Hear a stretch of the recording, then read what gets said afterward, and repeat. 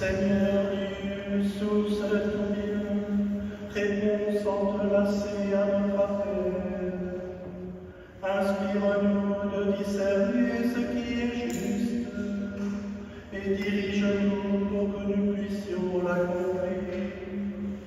Par Jésus-Christ, ton Fils, notre Seigneur, qui vit et règne avec toi dans l'unité du Saint-Esprit, Dieu pour les siècles des siècles.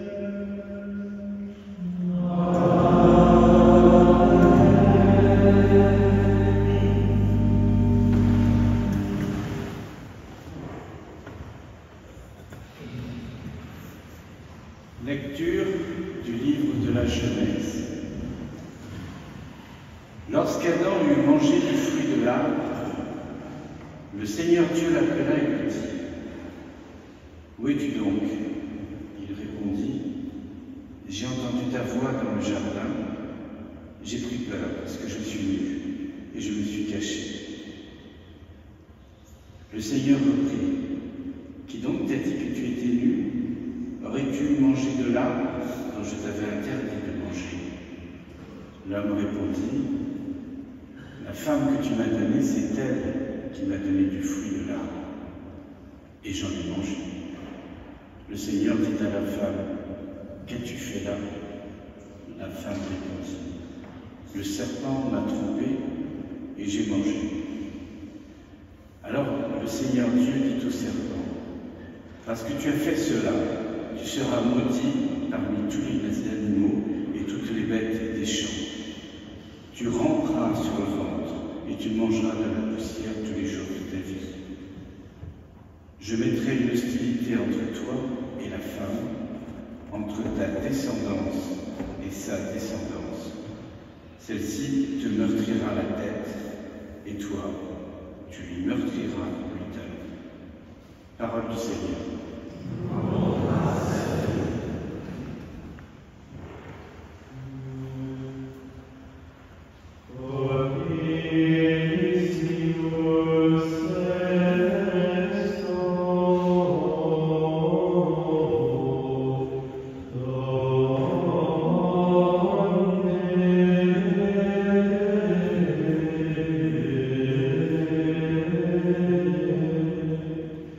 Peccator.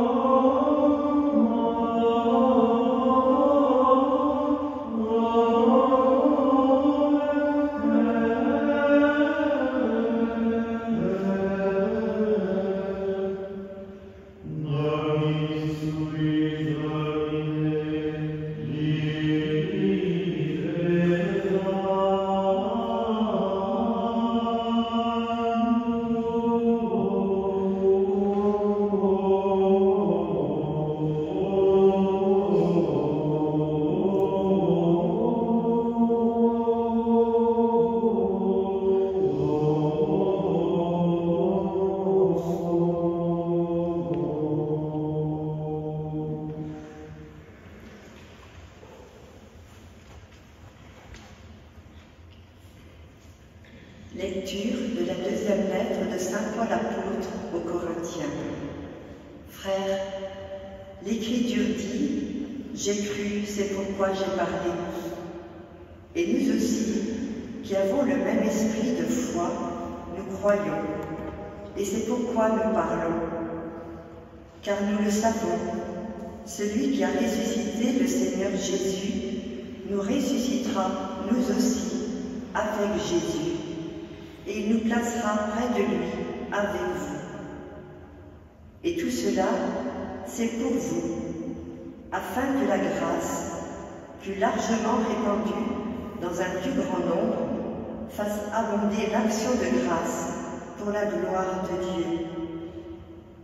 C'est pourquoi nous ne perdons pas courage, et même si en nous l'homme extérieur va vers sa ruine, l'homme intérieur se renouvelle de jour en jour. Car notre détresse du moment présent est légère par rapport au poids vraiment incomparable de gloire éternelle qu'elle produit pour nous. Et notre regard ne s'attache pas à ce qui se voit, mais à ce qui ne se voit pas.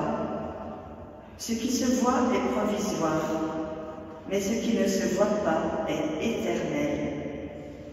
Nous le savons en effet, même si notre corps, cette tente qui est notre demeure sur la terre, est détruit, nous avons un édifice construit par Dieu, une demeure éternelle dans les cieux qui n'est pas l'œuvre des hommes. Parole du Seigneur.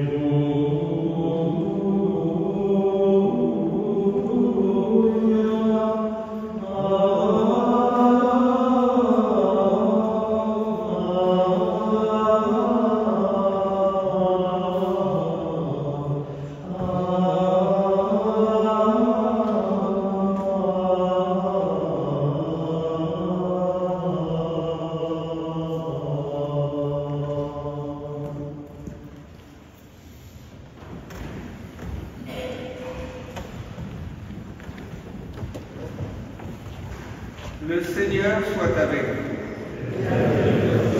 L'Évangile de Jésus-Christ selon saint Marc.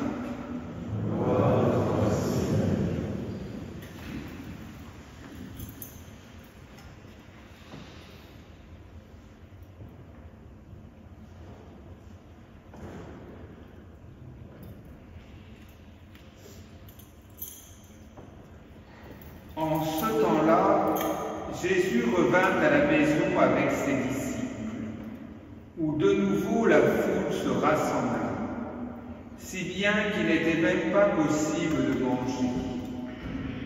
Les gens de chez lui, l'apprenant, vinrent pour se saisir de lui, car ils affirmaient « Il a perdu la tête ».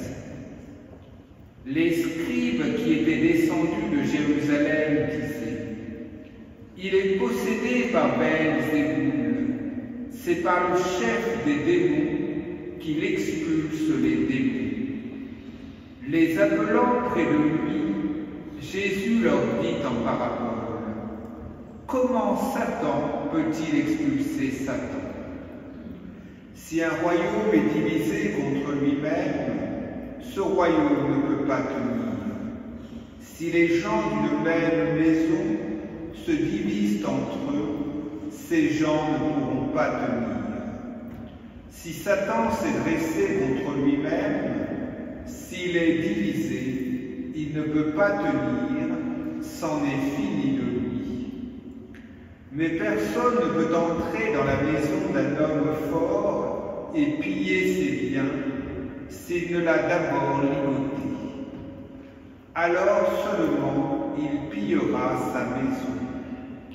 Amen, je vous le dis, tout sera pardonné aux enfants des hommes, leurs péchés et les blasphèmes qu'ils auront proférés. Mais si quelqu'un blasphème contre l'Esprit Saint, il n'aura jamais de pardon. Il est coupable d'un péché pour toujours. Jésus parla ainsi parce qu'ils avaient dit « Il est possédé par un esprit impur ». Alors arrivent sa mère et ses frères. Restant au dehors, ils le font appeler. Une foule était assise autour de lui et on lui dit « Voici que ta mère et tes frères sont là dehors, ils te cherchent. » Mais il leur répond « Qui est ma mère? Qui sont mes frères ?» Et parcourant du regard ceux qui étaient assis en cercle autour de lui, il dit « Voici ma mère et mes frères. Celui qui fait la volonté de Dieu, celui-là est pour moi un frère, une sœur, une mère. » Acclamons la parole de Dieu.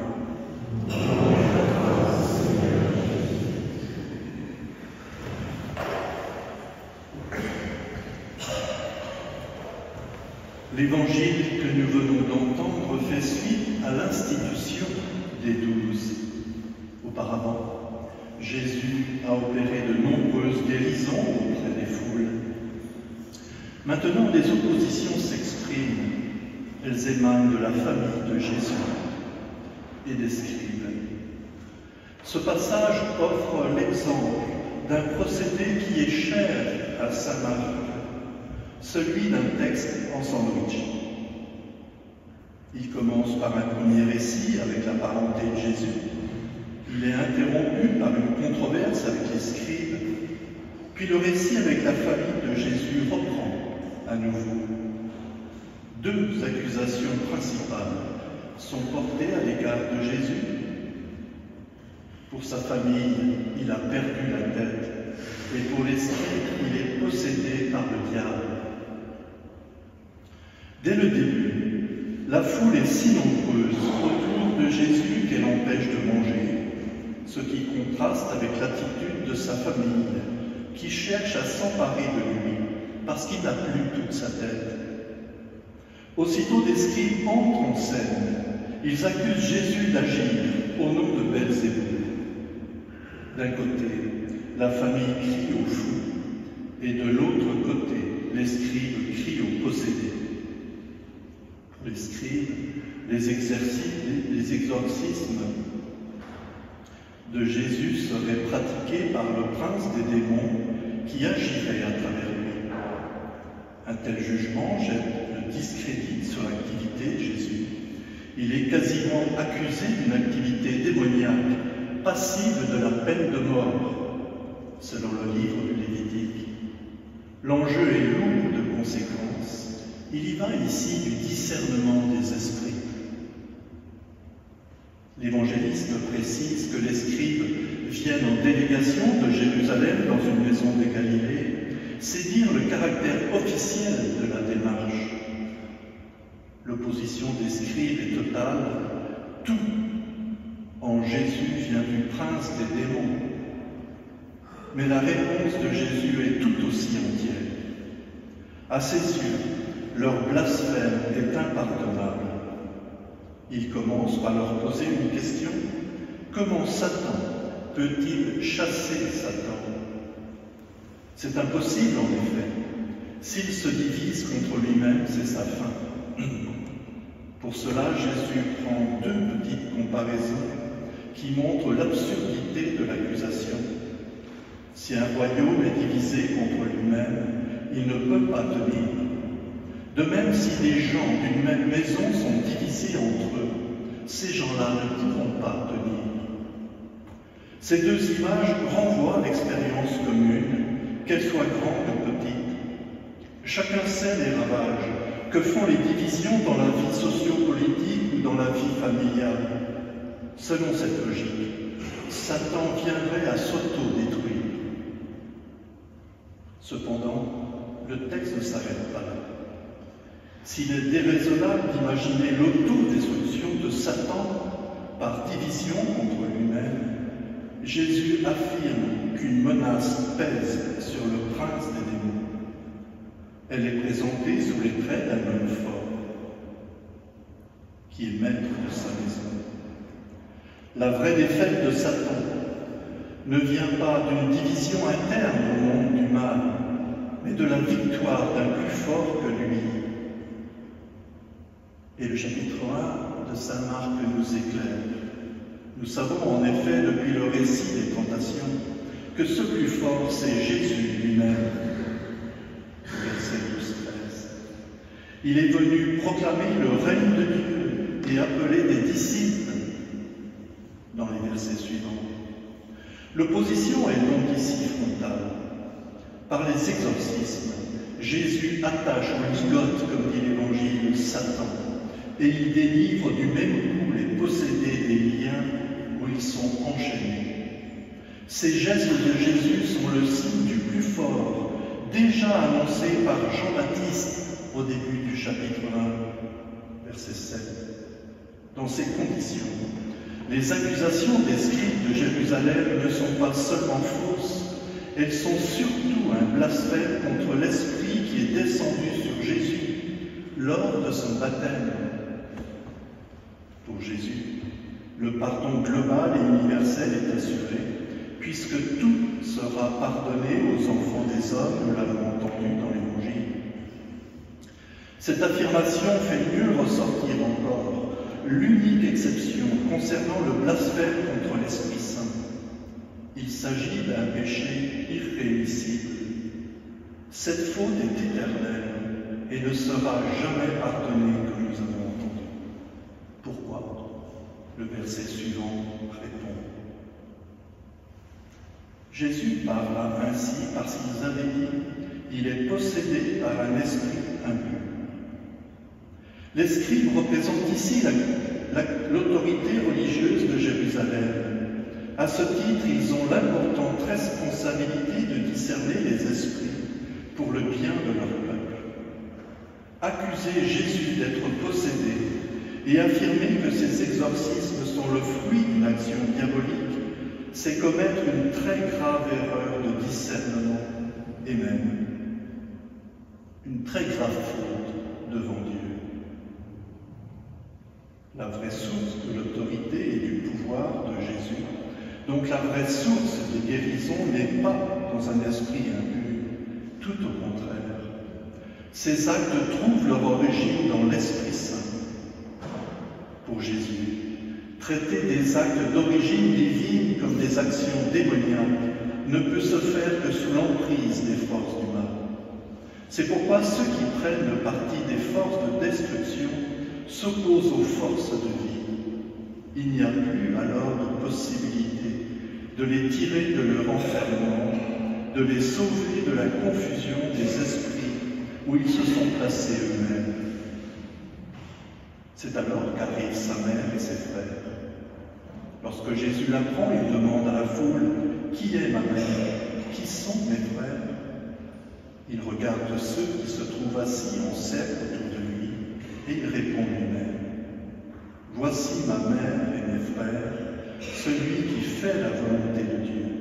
Celui-là est pour moi un frère, une sœur, une mère. » Jésus n'obéit pas aux injonctions des siens. La parenté spirituelle remplace désormais la parenté naturelle. La famille charnelle laisse place à la famille eschatologique. Après le jugement sévère porté par Jésus sur les scribes de Jérusalem, faire la volonté de Dieu devient maintenant le signe rassembleur et fondateur de sa véritable famille. Mais alors, qu'est-ce que faire la volonté de Dieu? Le récit de la Genèse que nous avons entendu en première lecture prend ici son sens. Le Seigneur Dieu appela Adam. « Où es-tu donc » Il répondit « J'ai entendu ta voix dans le jardin. J'ai pris peur parce que je suis nu et je me suis caché. » Adam a peur parce qu'il n'a pas respecté la parole de Dieu. Il se cache pour échapper à la responsabilité de sa vie. Et le dialogue se poursuit. « Qui donc t'a dit que tu étais nu? Aurais-tu mangé de l'arbre dont je t'avais interdit de manger ?» Alors le cycle des accusations s'enchaîne. « Ce n'est pas moi, dit Adam, c'est la femme que tu m'as donnée. » « Ce n'est pas moi, dit la femme, c'est le serpent qui m'a trompé. » Ces accusations successives trouvent leur origine dans le mensonge initial du serpent. Il a faussé, travesti et perverti la parole de Dieu, ici l'interdit fondateur, en lui donnant des proportions que le Créateur n'avait pas données. Ce récit de la Genèse est vrai pour nous aujourd'hui. Dès que nous entrons dans une logique d'accusation de l'autre, nous engageons une mauvaise pente. Il nous faut alors nous repentir. Le péché commence toujours par l'inattention à la parole de Dieu, ou encore par son dévoiement. Veiller et prier pour ne pas entrer en tentation, tel est le conseil que Jésus donne aux disciples alors que la nuit est tombée sur le mont des Oliviers, au chapitre 14 de l'évangile de Marc. Veiller, c'est entendre l'appel à nous tenir comme des guetteurs de l'aube, des guetteurs du jour de Dieu, à l'écoute de sa parole. Prier, c'est nous remettre sans cesse en mémoire les hauts faits de Dieu et nous adresser à lui dans la confiance, comme un ami parle à un ami, comme l'écrivent Sainte Thérèse d'Avila et encore Saint Ignace de Loyola. C'est dans la prière que peut s'opérer le discernement des esprits. Frères et sœurs, que la grâce nous soit accordée d'être des guetteurs du jour de Dieu, afin de savoir discerner l'œuvre de l'Esprit Saint dans nos vies et dans le monde aujourd'hui. Amen.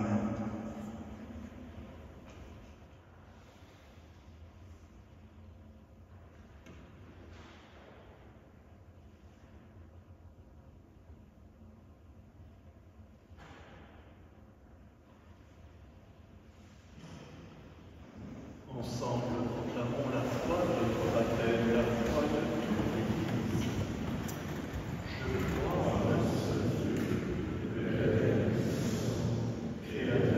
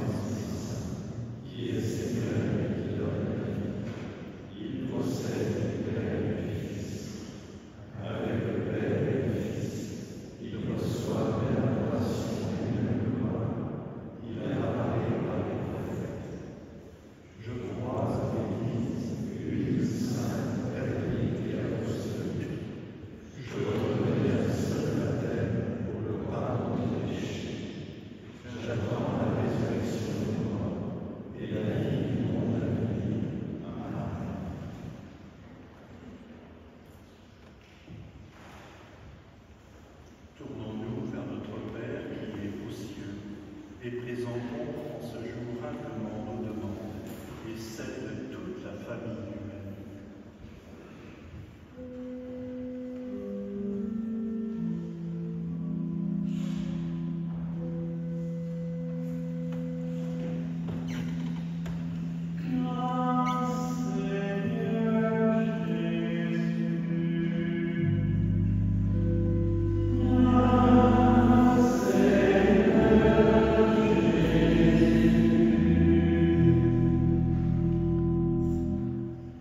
Seigneur notre Père, Seigneur du ciel et de la terre, beaucoup de ceux qui invoquent ton nom restent debout à l'extérieur et n'osent pas entrer dans l'église ta maison.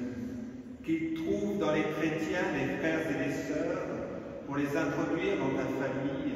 Exauce-nous, Seigneur.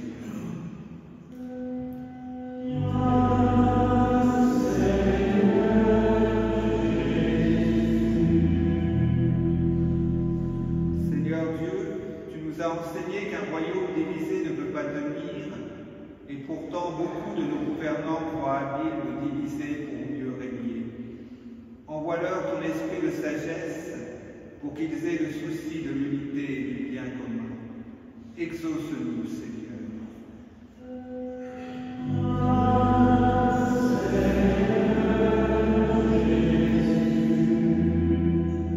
Seigneur Dieu, tu nous as envoyé ton Fils pour expulser les démons, mais aujourd'hui, beaucoup d'entre nous, et spécialement les plus jeunes, souffrent de diverses addictions et dépendances.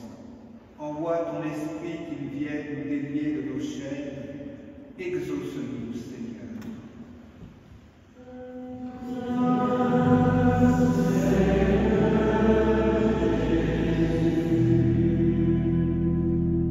Seigneur Dieu, ton Fils s'est livré pour nous. Qu'en recevant son corps et son sang, nous ne cherchions pas à le saisir et à l'accaparer pour nous, mais pour que nous apprenions à son exemple à nous conformer à ta volonté. Exauce-nous, Seigneur.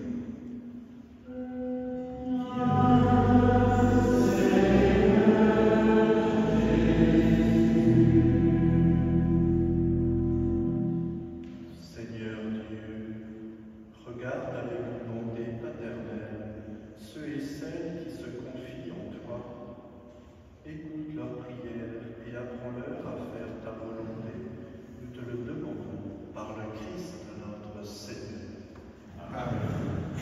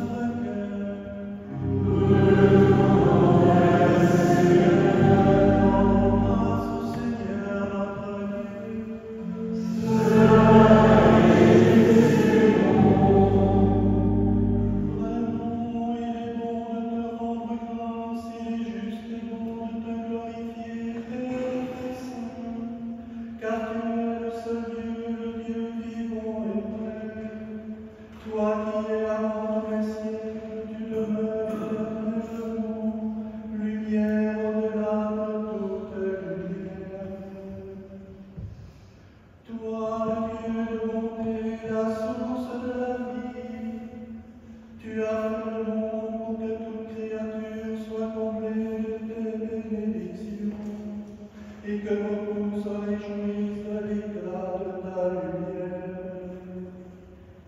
Ainsi, la foule innombrable des anges qui te servent jour et nuit se tiennent devant toi et contemplant la splendeur de ta face, n'interrompent jamais leur louange. Unis à la rime d'allégresse, avec la création tout entière qui t'acclame par nos voix, Dieu, nous te chantons.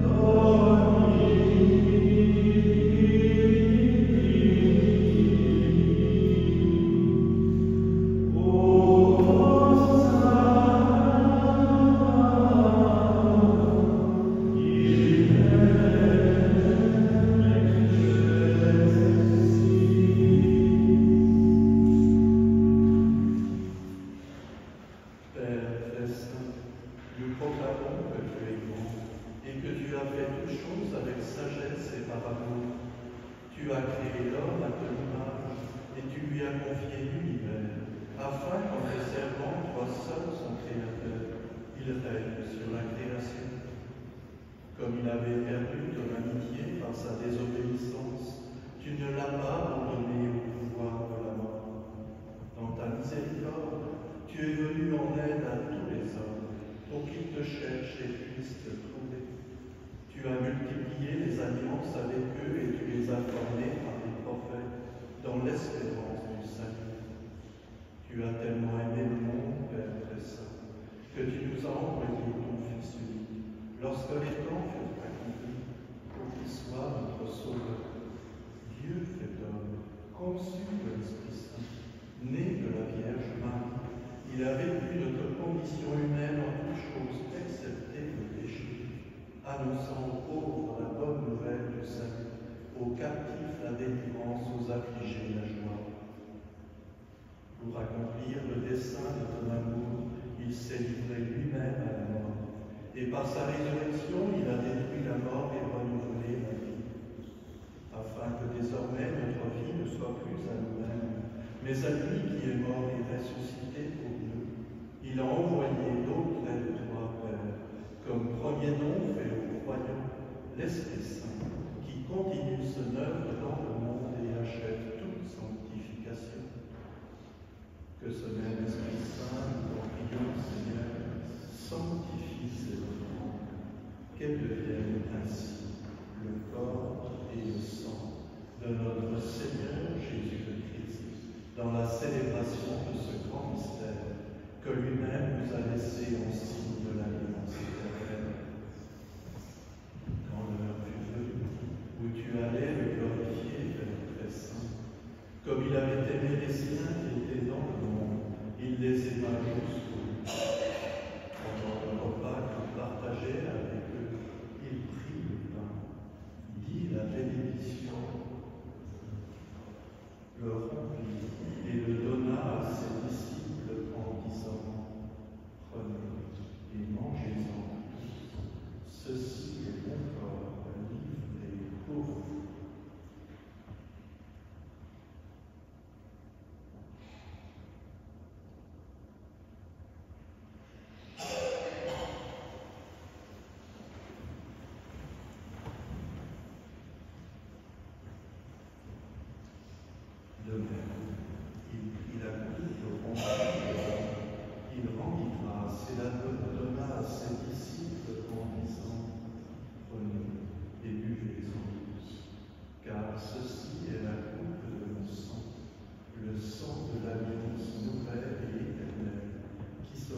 versé pour vous et pour la lutte en rémission des péchés. Vous ferez cela en mémoire de moi.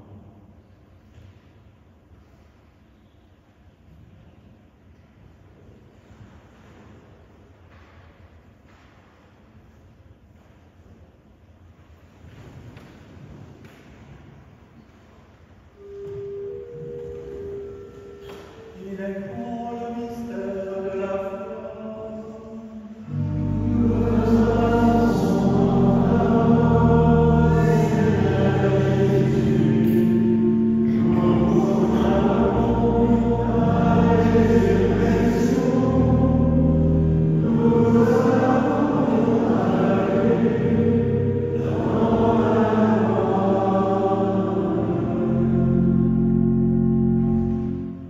Voilà pourquoi, Seigneur, nous célébrons aujourd'hui le mémorial de notre rédemption en rappelant la mort du Christ et sa descente au séjour des morts, en proclamant sa résurrection et son ascension à ta droite, en attendant sa venue dans la gloire. Nous t'offrons son corps et son sang, le sacrifice qui est digne de toi et qui sauve le monde entier. Regarde, Seigneur, celui qui sort dans le sacrifice que toi-même as préparé pour ton Église, et dans ta bonté, accorde à tous ceux qui vont partager ce pain et boire à cette coupe, d'être rassemblés par l'Esprit Saint en un seul corps, pour qu'ils deviennent eux-mêmes dans le Christ une vivante offrande à la louange de ta gloire.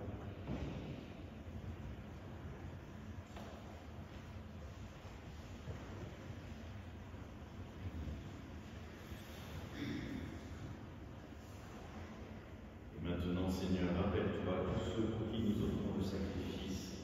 En premier lieu, ton serviteur, notre pape François, notre évêque Pascal et l'ensemble des évêques, les prêtres et les diacres, les fidèles qui présentent cette offrande, les membres de notre assemblée, le peuple entier qui t'appartient et tous ceux qui te cherchent avec droiture. Souviens-toi aussi de ceux qui sont morts dans la paix du Christ et de tous les défunts que toi seul connais la foi.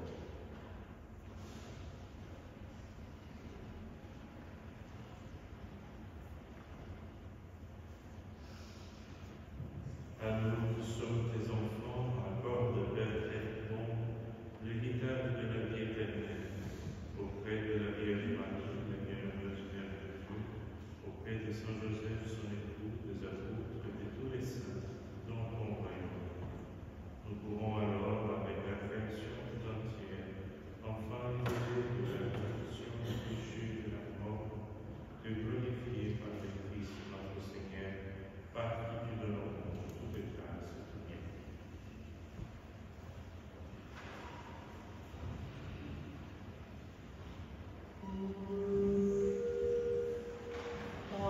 Alléluia, Alléluia, Alléluia, Alléluia.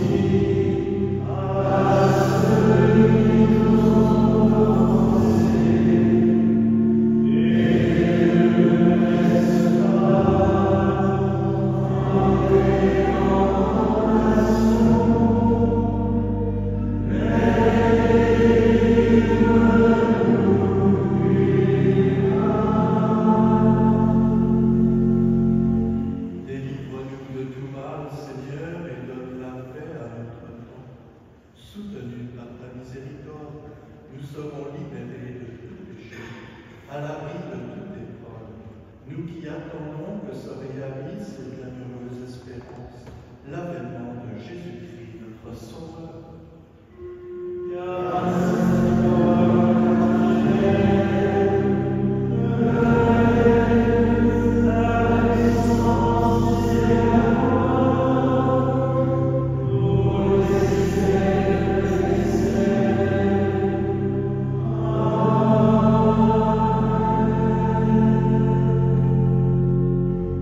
Seigneur Jésus-Christ, tu as dit à tes apôtres, je vous laisse la paix, je vous donne la